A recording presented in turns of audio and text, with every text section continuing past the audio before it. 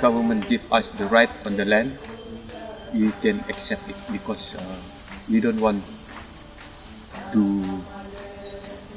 lose the land and other people to go in to get the land.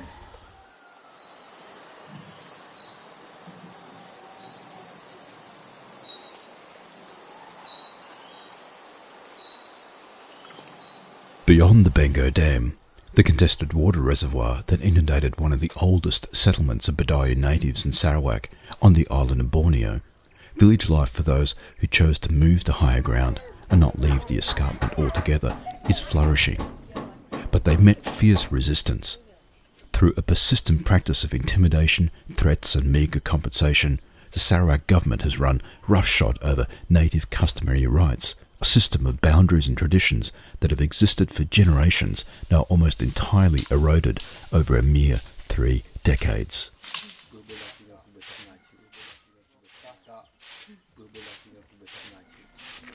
For the Bidayuh, for the people in Upper Bengoh, they settled in villages, they farm, they hunt, they fish, and their livelihood depends on this land that they have. The land consists of farmland, the land consists of forests, consists of rivers, consists of where their settlements are. It's a very definite area that they have. Actually, compared to a lot of other communities, the Bidayuh area, if we talk about the native customary rights, we talk about the ancestral domain, the definite boundary of the land that they have. The land is small. If you talk about forests and all those that are inside there, they only, as all the other groups, all the other ethnic groups like the Iban, Kenya, Kayang, Penans and all that, they are claiming NCR over the area which help them with their livelihood, which will ensure them of their survival in the area. They have sufficient food, they can live their life, their families. So it's a very confined area which consists of farmland, forest, river, small jungle that they have, where they can hunt, they can collect jungle produce or timber for their houses and all that. That is basically what NCR is. Sufficient land to ensure their survival. By mid-2008, the Bidayuh were alarmed to find the government had begun construction of a water reservoir that would dam the Sarawak Kiri River they had settled nearby. Labourers from Indonesia commenced building makeshift dwellings on the banks of the river. Bulldozers were clearing land and trucks were hauling in heavy equipment. Tracks in and out of the villages had quickly eroded, and Bidayuh children heading to and from school found themselves having to navigate a construction site. When the Bengoh Dam was completed, 4 Bidayuh villages were expected to leave their customary lands with the offer of compensation to the value of their homes and gardens and a life in the urban sprawl on the outskirts of Kuching, Sarawak's capital.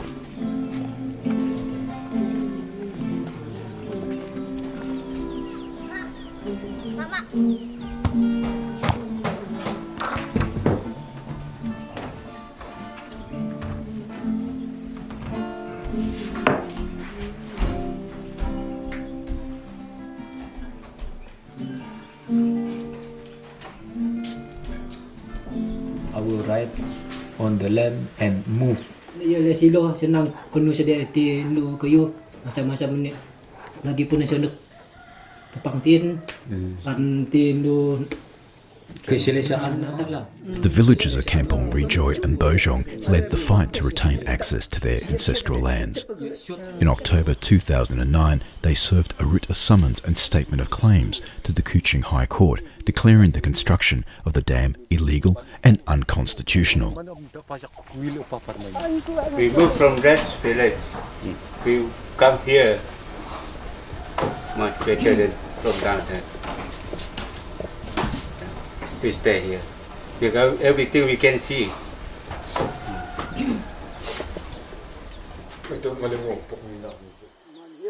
Not wanting to leave, the Bidayuh of Upper Bengoh rebuilt their villages onto the highest reaches of their ancestral lands.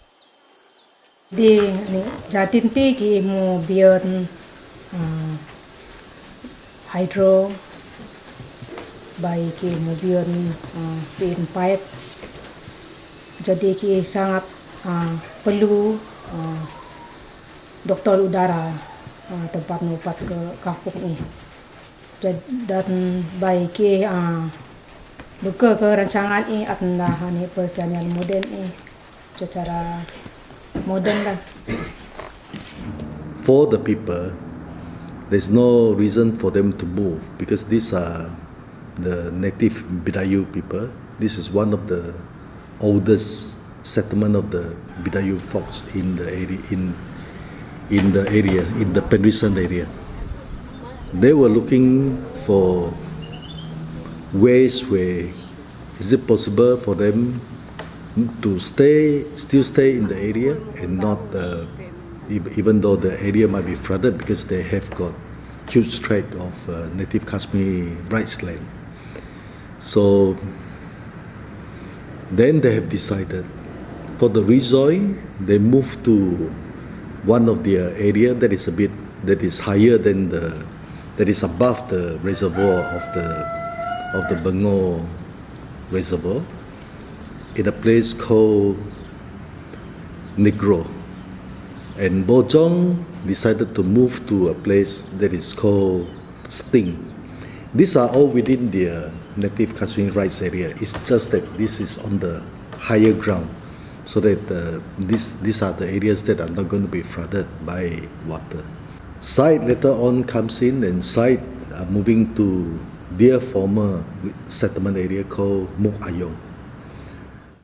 But Sarawak's government wanted to convert the remaining Bidayuh lands into a national park.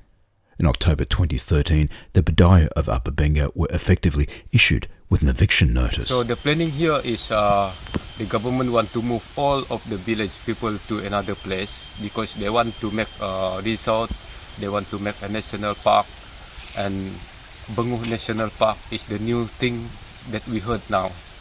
So now we are stop the government to get the land outside perimeter to be a national park because we want to continue to stay outside perimeter survey to the higher ground. Tel nak tanggungjawab itu pergi. No nak kata terlima ini notice. Ini notice shop pelita, notice ya buka. Ni te nak goyang, niat notice ini surat-surat dulu dia letak ke saya ke surat tetek ni nak atau mudah lima saya mudah te accept ke sebab ia ini ia terbiar respon nak te. Aku ke 5 notice pelita leke kit aku tulis anahan tanah imati wakil pindah ke kampung ke tanah ikatung pelita paksa tak pindah ke mesti tiwas.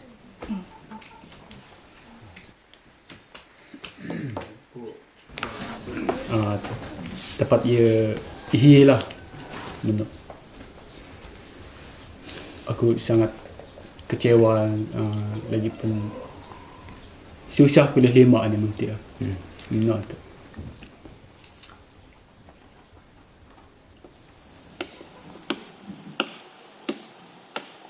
As beautiful as Upper Bengoh is, one has to ask just what national park values did Sarawak's government want to uphold here? According to the government's own feasibility study, at least 80% of the jungle is no longer primary forest. 62% of the jungle has been cultivated by the Bidayuh and 14% is regrowth over what is likely centuries of shifting cultivation. We see it as an excuse. I mean, it's very much an excuse because if you talk about national park, because you have something to preserve. Even if you say, okay, there's no vegetation, but animals, but there's no animals. There's no animals that you can say in Bengoh that you need to preserve that is there, because the government themselves, they are building all this, they are allowing these hillside resorts to be there. Actually, those are the ones that kill the water source, They chase away all the animals and all that. So we are going to question about this. We are going to challenge the decision of the government in court to say that this is just an excuse for them to chase the people away and grab their land.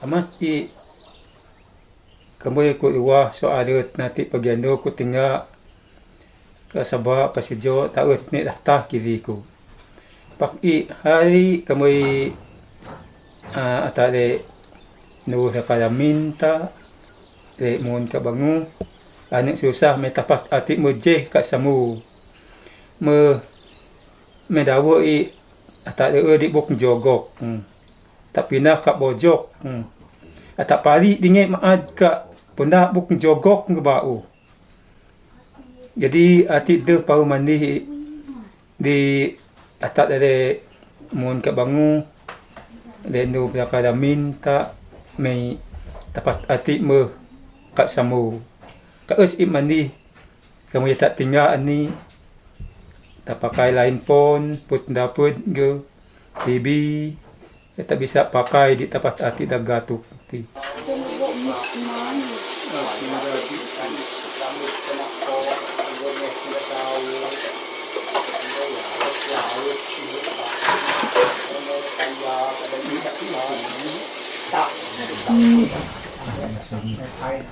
Pasal ngubah motif anu yo mangis yo me pikir aku pikir deku pulut tiuk aku pulut lai aku pulut balak ku kat buket ngubau yo taya rada dan lain dak yuan karena ada ni dak bisa nunai daging dak buket.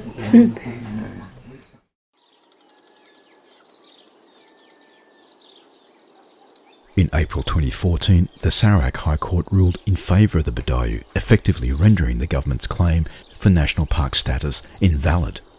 It was their first win since 2008, when their villages, their livelihood and traditions were threatened with the imminent construction of the Bengoh Dam. The Bidayuh were on their way to securing their rights to native customary land. At this stage, as what we can see, the state government look at forests, look at jungles. They are looking at the timber resources. They don't look at all the other things that are in the jungle itself. The very indigenous knowledge of our indigenous people to medicinal plants, to animals and all that is a lot bigger, a lot more valuable than what the present state of the science knowledge that we have to know. We don't know all these people. We don't know the people. We don't know the plants. We don't know the animals, and even the soil and all that is there. But that is the wealth that we have in Sarawak, which we should actually develop rather than destroy at this moment to build mega dams, to have massive logging concessions, and after that to plant the whole place with oil palm. That is very short term. That will kill all the future resources that we have, the heritage, the wealth that the state actually has. In the future, we are killing all of this now.